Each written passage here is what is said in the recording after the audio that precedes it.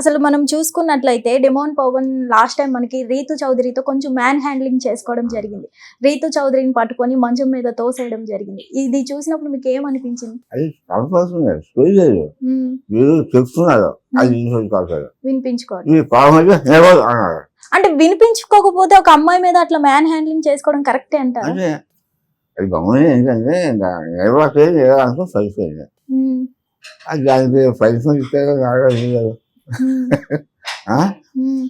అంటే ఇంకోసారి చేయకుండా అంటే మీరు కూడా అనుకోలేదు పాపం సరిపోదు కదా.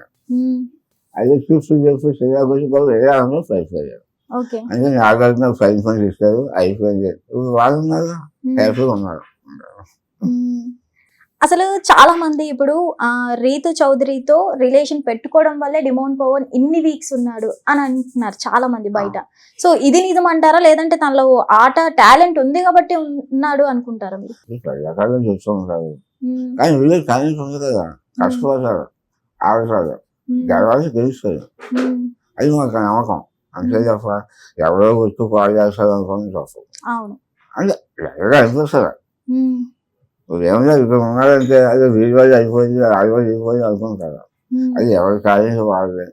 బాగానే ఉన్నారు, బాగా ఆడుతున్నారు హ్యాపీ. డెమోన్ పవన్ ఇప్పుడు హౌస్ లో అమ్మాయిని అట్రాక్ట్ చేసినట్టే బయట కూడా అట్రాక్ట్ చేస్తారా? సరదాగా మాట్లాడాలి, సరదాగా మాట్లాడతారు.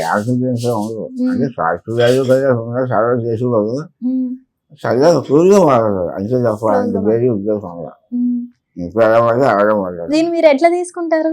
నేను సులువుగా తీసుకుంటాను నార్మల్ క్లోజ్ అంతే తప్ప దాని గురించి పది ఆలోచన. ఎందుకంటే జనరేషన్ ఎలా ఉంది, సరదాగా మాట్లాడతారు, సరదాగా అయిపోతారు.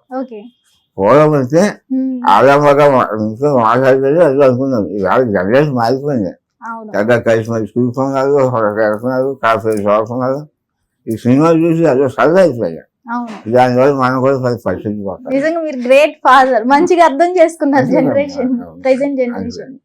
ఇప్పుడు మనం డెమోన్ పవన్ పెద్దమ్మ గారు కూడా మనతో పాటు ఉన్నారు కాబట్టి వారిని కూడా మనం తీసుకుందాం. సో అమ్మ, వీళ్ళతో మాట్లాడుతున్నప్పుడు అనిపించింది డెమోన్ పవన్ కి వీళ్ళ సపోర్ట్ కంటే ఎక్కువ మీ సపోర్టే ఉంది అనిపించింది మీ మాటల ద్వారా. అసలు ఎలా అనిపిస్తుంది మీకు?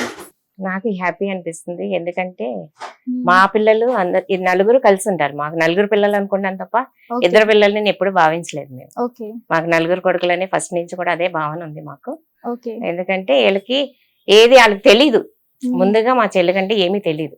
తెలియకపోతే మేము ఎప్పుడు ఆ పిల్లలకే చెప్తాం, మేము సపోర్ట్ ఉంటానన్న, ఎప్పుడు దేనికి వెనకాడొద్దు, దేనికైనా సరే మేము ముందుకు వస్తాం, నువ్వేమి భయపడకు అని చెప్తాను.